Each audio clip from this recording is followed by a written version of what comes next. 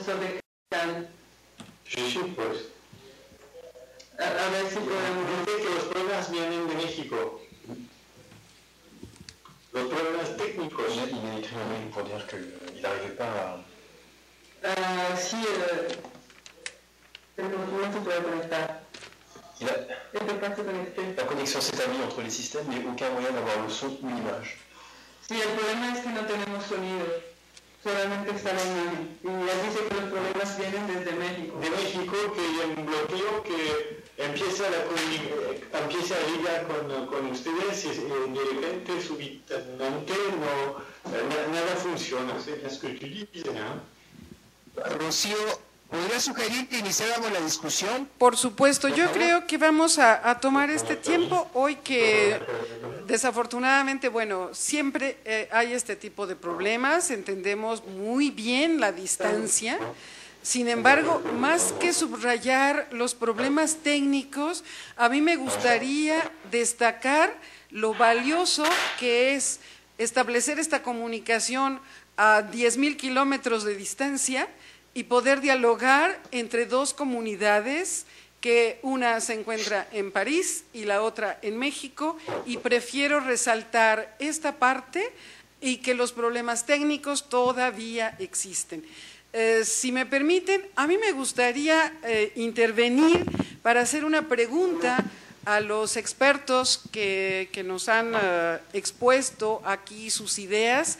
Sería puntualizar algo, es decir, el doctor Georges-Louis Baron nos ha comentado que de alguna manera hay algunos aspectos, yo creo que son los menos, sobre las problemáticas que enfrentamos como sociedades a nivel de pues continentales, como aquí se han señalado.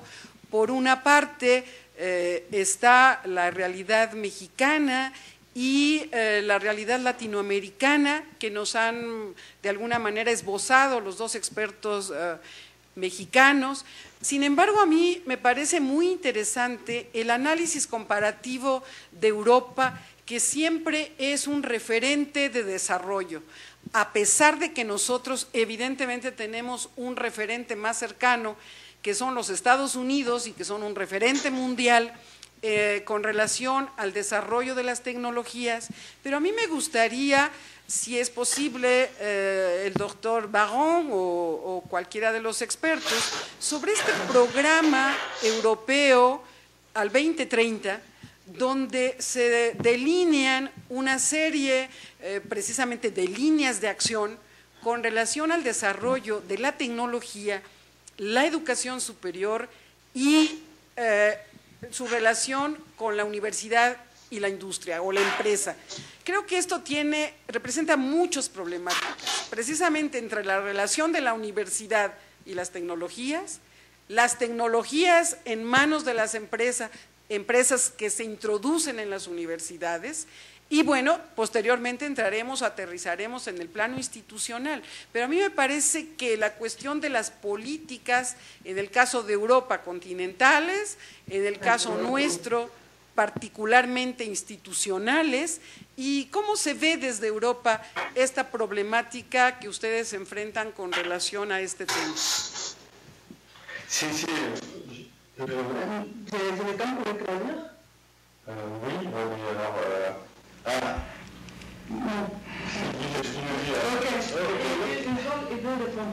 Des choses ponctuelles sur l'évolution de la technologie dans l'éducation supérieure et dans l'entreprise. Estoy también improvisando porque normalmente tendré que hablar mañana, porque preparé algo sobre el tema de los currículas, pero su pregunta me parece muy importante. Y lo que quiero decir es que el análisis comparativo es una cosa muy, muy interesante desde mi punto de vista, pero cuando miro a lo que ocurre en Francia y en Europa, que son casos que conozco bastante bien, me parece que el problema de las tecnologías no es el mismo en la educación primaria, en la educación secundaria general, en la educación secundaria técnica y en la universidad. en Francia es que hay mucho más, disculpe, energía en la educación primaria. Hay tal vez una margen de acción más grande que en la educación secundaria, donde las asignaturas existentes tienen un peso muy importante y donde es muy difícil cambiar el sistema, porque aquí estamos enfrente de problemas que son problemas de sistema. Así, en la educación primaria lo que se ve es que, y en Francia es una cosa interesante porque la educación francesa es todavía centralizada, pero hay muchos avances en el campo de la descentralización y en particular en el campo de la educación primaria, donde las colectividades, las comunidades locales hacen inversiones muy fuertes en el campo de la tecnología y donde hay mucha innovación. En ese campo de la educación primaria hay también innovaciones con empresas. Es una cosa nueva que se pudiera tener nuevos tipos de cooperación para comprar recursos, o bien también en Francia hay un debate muy fuerte entre, pero eso fue dicho también de su lado, entre el modelo del mercado y el modelo del software libre. En Francia tenemos varias situaciones y eso es una cosa muy interesante. ¿Cómo van a evolucionar los recursos que los docentes pueden utilizar? ¿Cómo será compatible con la ética de la profesión? Eso es el sistema primario.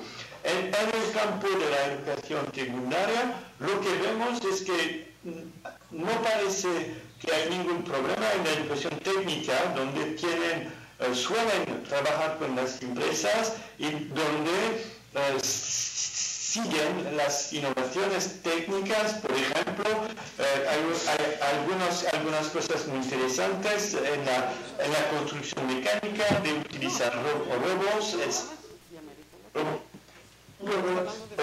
dispositivos robóticos.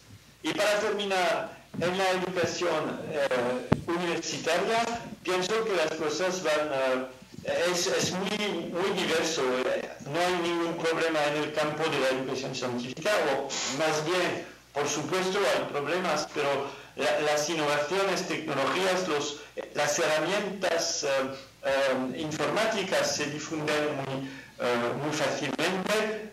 La situación es un poco diversa en el campo de la educación de las humanidades, donde trabajo, porque aquí es un poco más difícil, porque tener recurso a las tecnologías puede parecer como algo que no es habitual.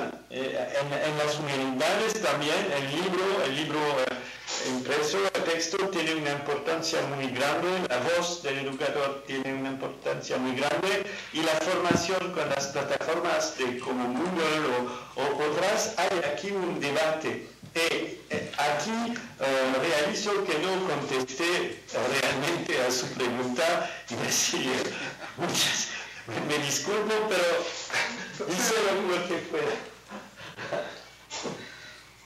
Bueno, muchas gracias por sus ideas. Me parece que son ideas referentes para plantearnos un análisis también nosotros desde México en el contexto de América Latina, porque finalmente lo que ocurre en Francia se sitúa en un contexto europeo, donde hay políticas de integración con muchos programas, no solamente en este campo, hay muchos programas, muchas iniciativas que ya tienen 2 décadas de integración europea.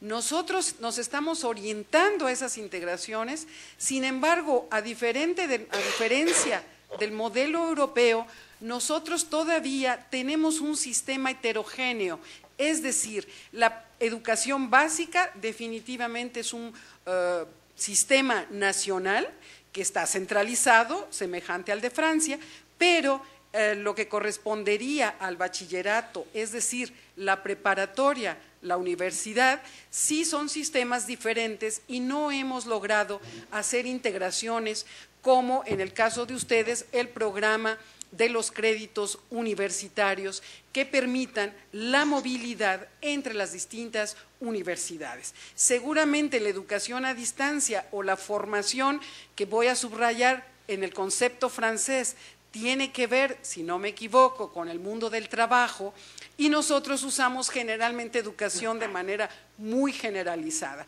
Solo los expertos hacen la diferencia de los conceptos educación y formación.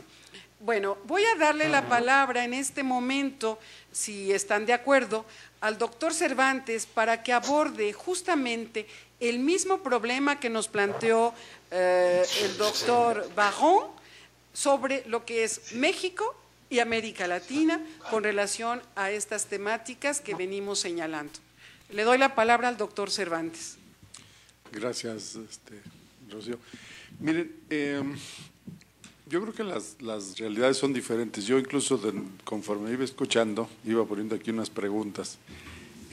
Por ejemplo, yo supongo que en Francia no existe el problema de cobertura, o sea, como lo tenemos nosotros. Y creo que las diferencias entre la atención a las zonas rurales o a las zonas urbanas tampoco es muy grande. Y entonces, como que las realidades sí son diferentes. Entonces, para hacer el análisis comparativo, tendríamos que tomar en cuenta que tenemos escenarios o entornos socioeconómicos diferentes. En el caso de México, desde la educación básica, primaria y secundaria, se están haciendo muchos esfuerzos desde hace unos 4 años para acá. Alguien mencionó, creo que Rubén mencionó los proyectos Enciclomedia y habilidades digitales para todos. Yo creo que no han sido tan malos, porque del 1.200.000 profesores que tenemos en educación básica, yo creo que un número muy importante las ha aprovechado de manera favorable para sus estudiantes. Entonces, eso incluso les deja ver el nivel del reto que tiene este país para la capacitación de los docentes. Se habló también de cómo le hacemos para mantener actualizados a los docentes o darles las herramientas para que ellos se mantengan actualizados. Bueno, no importa la cantidad de recursos que tenga un gobierno para capacitación, pensar que tenemos 1.200.000 profesores de educación básica, pues imagínense nada más de a 1,000 pesos por cada uno, qué cantidad de dinero se requiere y con 1,000 pesos qué tipo de capacitación les podemos dar. Entonces, sí hay problemas que son graves. Ahí es donde se han dado varios proyectos en donde las instituciones de educación superior empiezan a participar en diseñar programas de capacitación para los docentes de educación básica. Tradicionalmente se había tenido un divorcio. Nuestros profesores de básica son formados en escuelas normales, que normalmente están en conflicto con las instituciones de educación superior, con las universidades y los institutos. Bueno, afortunadamente hace unos 3 años ese divorcio se acabó y se volvieron a juntar, en principio en un amaciato, pero esperamos que llegue a un matrimonio que funcione de manera coordinada. También la otra cosa que está pasando en México es la participación de toda la sociedad. No son solamente los gobiernos en sus diferentes niveles, municipal, estatal y federal, y las academias o las universidades, sino también las fundaciones. Y en ese sentido, por ejemplo, yo actualmente soy presidente de la Academia Mexicana de Informática y hay varios académicos de nuestro grupo que están preocupados por de qué manera se le está dando la formación a nuestros niños y jóvenes en el uso de la informática.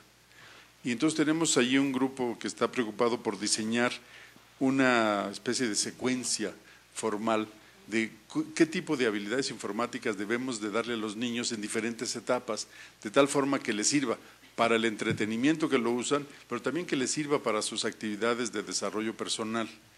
El segundo punto que se va a abordar va a ser de qué manera los 1.200.000 docentes conocen que esas habilidades las deben de transmitir ellos, las deben de incorporar en sus clases o en sus salones de clase. Y después, ¿cómo le hacemos para capacitar a ese 1.200.000 para que lo haga? De tal forma que lo hagamos en un esquema en donde lo que haya que pagar lo pague alguien. Y estamos pensando en las fundaciones, o sea, hay varias fundaciones que están preocupadas por la educación, Fundación Televisa, Fundación Alfredo Harp, Fundación Azteca, Fundación UNAM, en fin, hay un grupo de fundaciones que puede apoyar.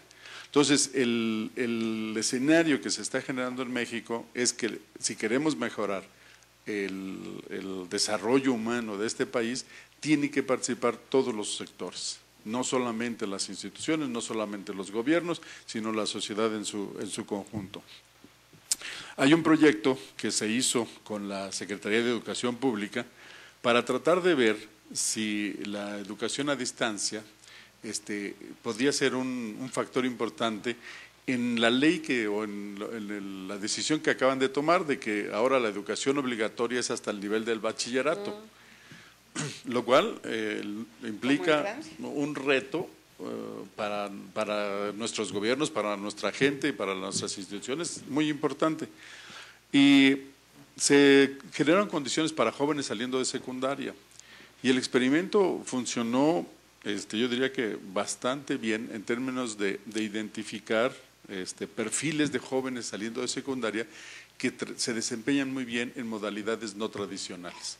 De tal forma que se puede construir un sistema que, dados los datos de los jóvenes que van saliendo, podamos identificar qué porcentaje de esa generación podría irse por el lado de la educación a distancia para poder atender esta necesidad que se ha generado. Bueno, en el nivel de bachillerato estamos en esa etapa. Es el segmento que peor índice de absorción tiene.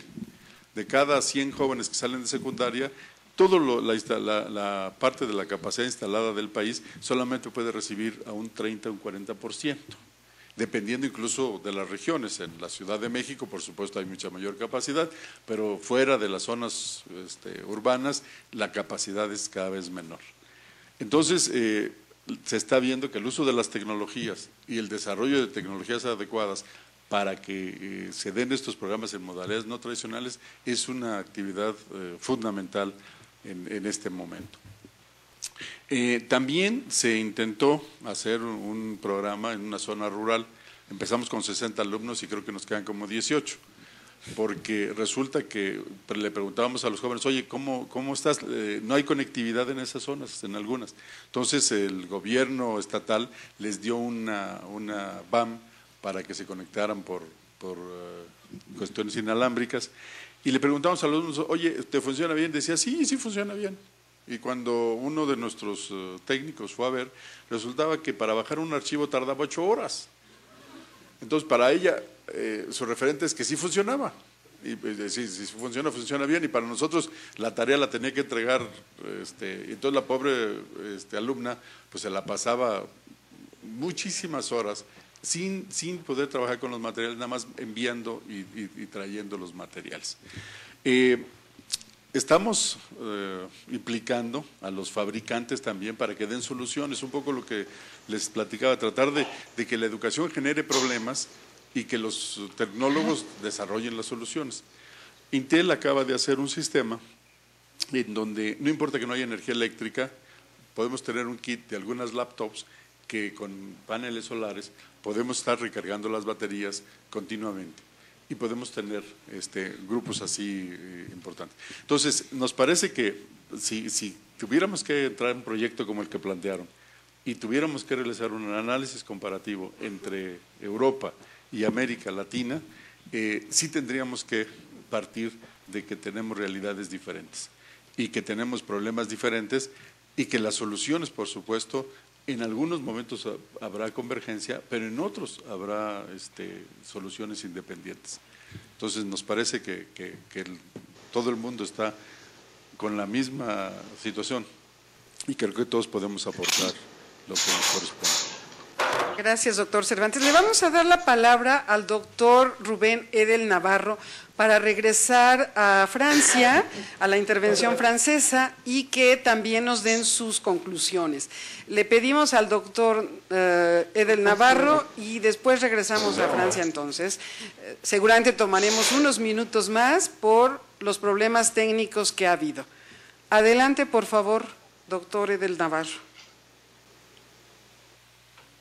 Muchas gracias, Rocío. Miren, escuchaba yo la conclusión de los colegas y me queda claro que la educación mediada por tecnología hay retos y hay desafíos, ¿sí? Y voy a empezar por los desafíos. Uno de los principales desafíos es que lo que se produce de conocimiento lo que se produce de conocimiento en investigación se aplique en la toma de decisiones acerca de la educación mediada por tecnología. Lamentablemente, a nivel nacional no hay una vinculación entre los que producimos conocimiento y los que toman decisiones en relación con la educación mediada por tecnología. En alguna ocasión estaba en una reunión de la NUYES, de la región sur-sureste, y había aproximadamente unas 300 personas, y se hablaba vehementemente acerca del destino de la educación a distancia de este país, y se me ocurrió preguntar, decirles que levantaran la mano aquella persona que se dedicara a investigar en educación a distancia. Sí, nadie levantó la mano. Entonces a mí me llama mucho la atención el dejar el destino de la educación mediada por tecnología en este país a pues personas que no tienen una aproximación a lo que es la investigación. Entonces ahí tenemos un primer desafío que tiene que ver con vincular lo que producimos de conocimiento en esta área con estas personas que toman decisiones y que están vinculados con el destino de los recursos para mejorar el sistema educativo. Ahora, en cuanto a los retos que tenemos en la educación mediada por tecnología, específicamente en la investigación, bueno, nos queda claro, primero, el desarrollo de políticas para la instrumentación y equipamiento de las TIC en espacios educativos. Esto que menciona Francisco acerca de Enciclomedia, que funciona exitosamente. Yo tengo casos reportados de Nuevo León específicamente, en donde iban a colocar una antena para Enciclomedia en un techo de paja. Entonces es irónico de verdad esta situación. Lo mismo, insistir en el programa de habilidades digitales para todos y su fundamentación pedagógica. Bueno, otra área tiene que ver con el desarrollo de políticas para la calidad de evaluación y acreditación de la educación mediada por TIC. Es otro de nuestros retos a nivel nacional y a nivel Latinoamérica.